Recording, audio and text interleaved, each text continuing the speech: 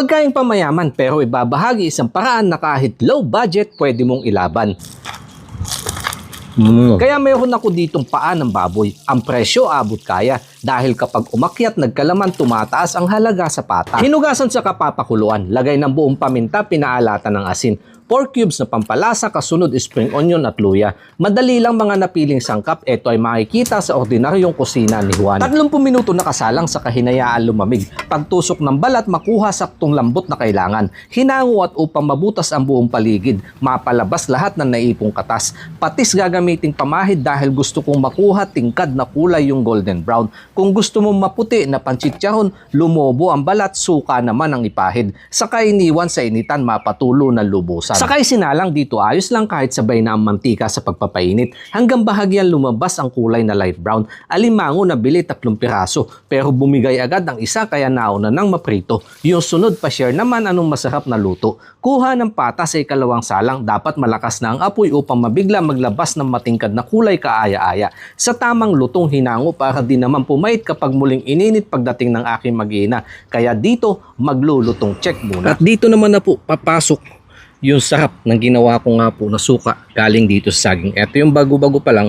Ito po yung matagal ng fermented. Kung gusto nyo subukan, madami na po akong tutorial para nga po sa mga gantong pampapak.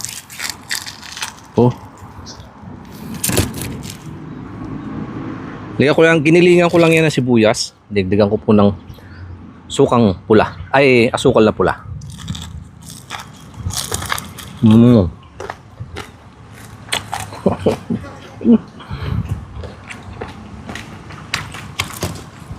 Ang sarap. Dahil nga halos balat lang yung hinahanap natin sa mga gantong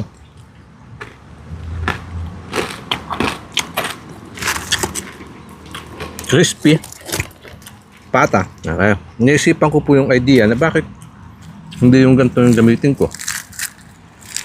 Halos balat na lang.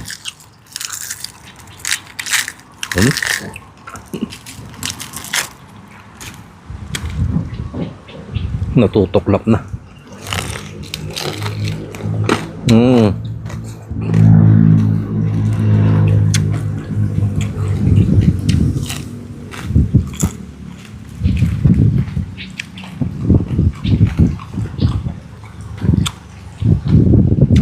Ang sarap na lutong.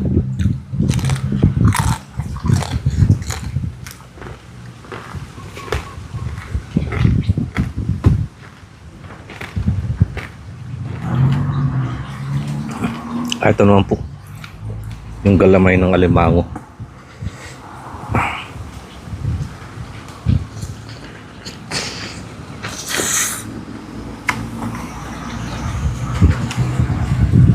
Ang kapal, naalaki, ang sarap. Kaya kinuha ko po lahat ng mga paa niya dahil kahit yung mga laman niya sa singit-singit mamaya kukut-kutin ko.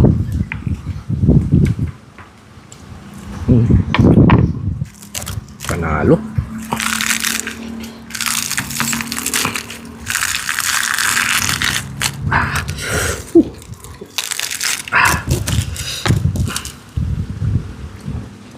Kung gusto mo pa siyang mag-brown, pwede mo pa siyang patagalin sa mantika. Sa akin okay na yan, baka kasi pumait naman.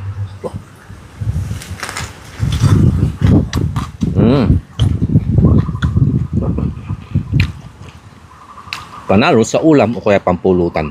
Kaya ito nga po, yung low budget pero yung lasa pamayaman.